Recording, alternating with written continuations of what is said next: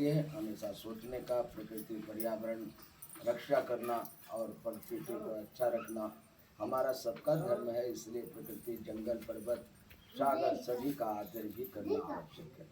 मानवता धर्म सर्वश्रेष्ठ धर्म है, उससे बड़ा कोई धर्म नहीं है। और जिसका मानवता खो जाए वो सनातन में भी रह करके व्यर्थ है और किसी काम का नहीं। मानवता धर्म इसलिए जिसका मानवता जागरूक रहेगा, एक चींटी से लेकर हाथी तक का आदर करेगा। अगर जिसका मानवता खो जाएगा वो किसी भी का भी आदर नहीं करेगा। इसलिए धर्म से पहले आपको ये भी बताना है कि आप किसी जगह सत्संग सुनने चले जाओ, किसी जगह ये कम करो, अपने घर के काम छोड़कर, अपने जिम्मेदारी को छोड़कर किसी भी सत्संग, किसी भी पूजा पाठ जाना व्यर्थ है, वो स्वीकार नहीं होता है। कितना भी आप दान कर लो, धर्म कर लो, वो स्वीकार नहीं होता।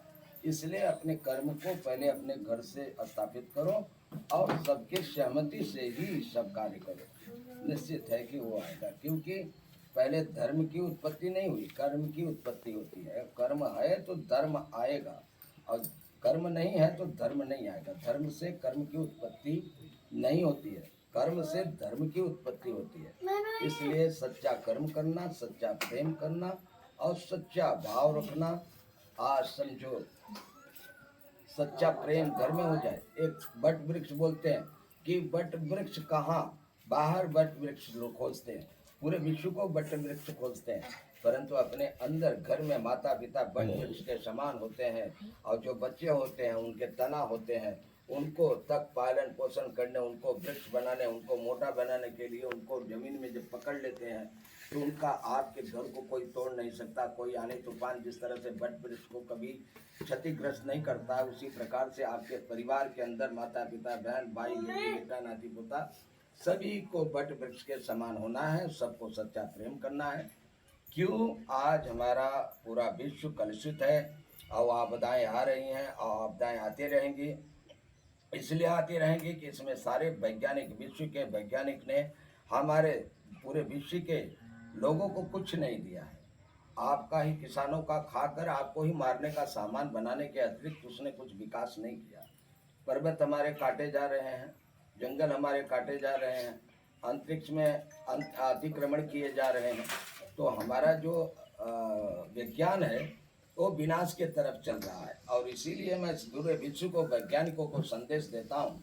ये भारतवर्ष से मैं स्वामी कैलाशपुरी महाकाल बाबा अपने जन्मभूमि से संदेश दे रहा हूँ पूरे विश्व के वैज्ञानिकों को कि विश्व के वैज्ञानिक लौटें।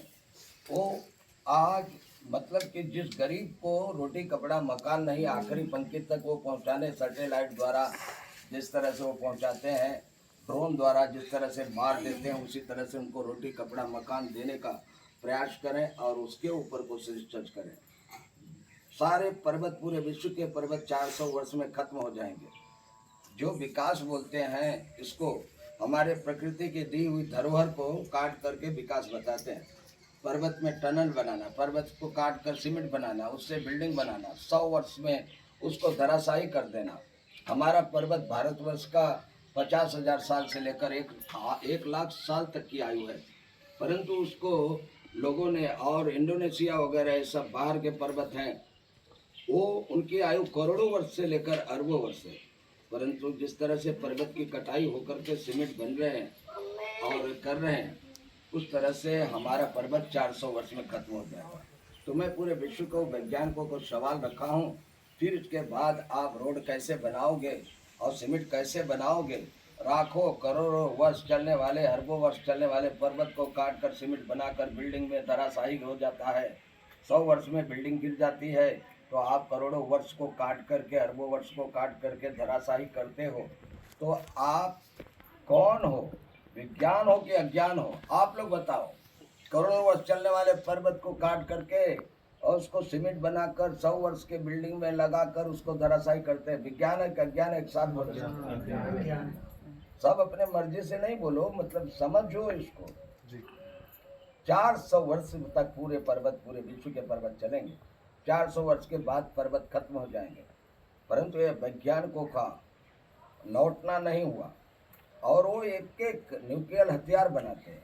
बोलते हैं किसान की पराली जलती है तो ग्लोबल वार्मिंग होता है, गाड़ी का साइलेंसर का धुआं ग्लोबल वार्मिंग होता है, और मिल इंडस्ट्रियल का धुआं ग्लोबल वार्मिंग होता है। नहीं वैज्ञानिकों, तुम गलत सोच रहे हो। जिनका खाकर उन्हीं को मारने का प्रयास करते हो।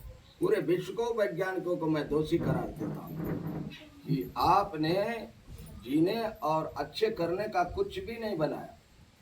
प्रकृति ने हर देश को कुछ न कुछ, कहीं तांबा दिया, कहीं पीतल दिया, कहीं कोयला दिया, कहीं गैस दिया, कहीं आपको मतलब कि तेल दिया, हर प्रकार का, चांदी दिया, सोना दिया, लोहा दिया, हर तरह का प्रकृति ने हर देश को कुछ न कुछ खनिज दिया।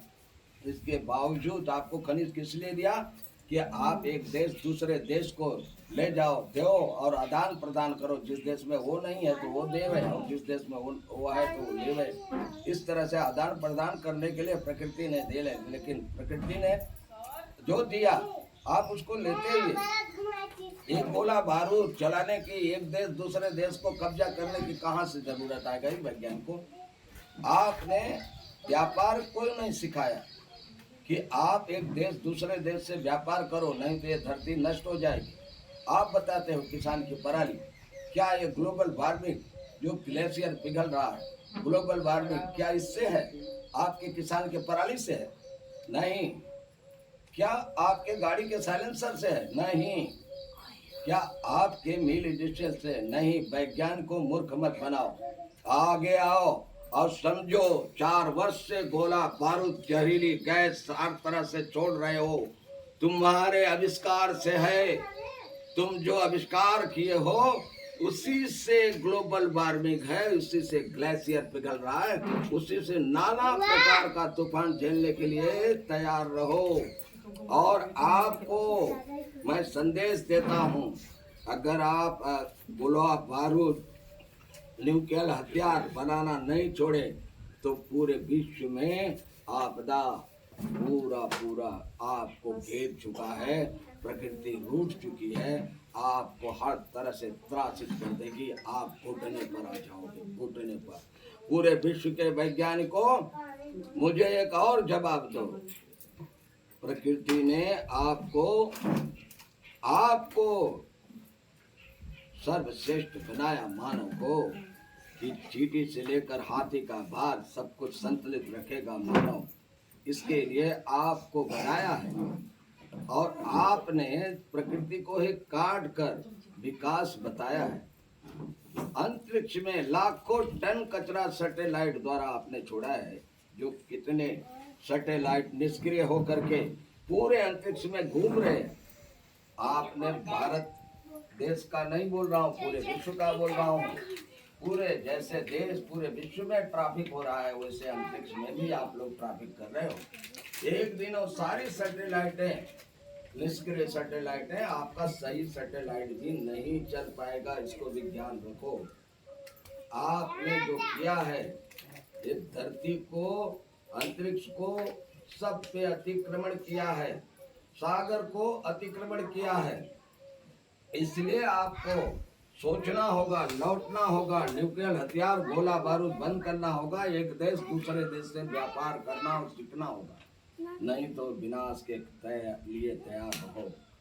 मैं एक ही चीज कहूँगा कि आपने अपने जीवन में अगर कुछ आविष्कार किया है तो प्रकृति ने गुरुत्वाकर्षण के अंदर आपको जवाबदारी दिया, सारे खनिज प्रदान किया। तो वैज्ञानिकों, मैं आपसे पूछ रहा हूँ, आप इतने सैटेलाइट वहाँ निष्क्रिय पड़े हैं, तो आप बताओ, एक निष्क्रिय सैटेलाइट को आपको लाने को नहीं हो सकता है, क्योंकि एक निष्क्रिय सैटेलाइट लाएंगे उससे और 10 सैटेलाइट छोड़ देंगे। ये आपका मानसिकता है। आप अपने धरती पर कोई कचरा छोड़ते हो, उसको भी इस्तेमाल कर लेते हो। मेरे अंतरिक्ष में देवलोक है, वहाँ क्यों कचरा कर रहे हो, क्यों छोड़ रहे हो? और तुम्हारा आविष्कार वो वहाँ ऐसा नहीं घूम रहा है सैटेलाइट। आपका अंतरिक्ष गुरुत्वाकर्षण के अंदर रहने के लिए प्रकृति ने दिया। विमान उड़ाओ, सैटेलाइट उड़ाओ, उनके ऊपर अतिक्रमण मत करो, परंतु आपने जो किया है, मैं एक जवाब लेना चाहता हूँ। तुम्हारा आविष्कार मैं मान जाऊंगा, तुम्हें सैल्यूट करूंगा। एक निष्क्रिय सैटेलाइट अपने गुरुत्वाकर्षण के अंदर छोड़ करके 1 सेकंड के लिए रोक कर बता दो, मैं तुम्हारा आविष्कार मान जाऊंगा, तुम्हें सल्यूट करूंगा। अन्यथा आप लोग लौटो। पूरे विश्व को, वैज्ञानिकों को मेरा चुनौती है। और सुन लो, जो मैं करने आया हूं, सुन लो हमारी बात। जो मैं करूंगा न चारों युगों में हुआ होगा, न चारों वेदों में हुआ होगा, न गुरबानी में हुआ होगा, ना ही बाइबल में हुआ होगा, ना 18 पुराणों में हुआ होगा, ना कुरानों में हुआ होगा। जो मैं करूंगा नया होगा, अद्भुत होगा, निराला होगा, निर्मल होगा, पर्वत के लिए होगा, सागर के लिए होगा, जंगल के लिए होगा, अंतरिक्ष के लिए होगा, सच्चे कर्म मानव के लिए होगा, सच्चे प्रेम के लिए होगा। यही मेरा उद्देश्य, यही मेरा उपदेश और यही मेरा संदेश। ओम नमः पार्वती पते हर हर महादेव।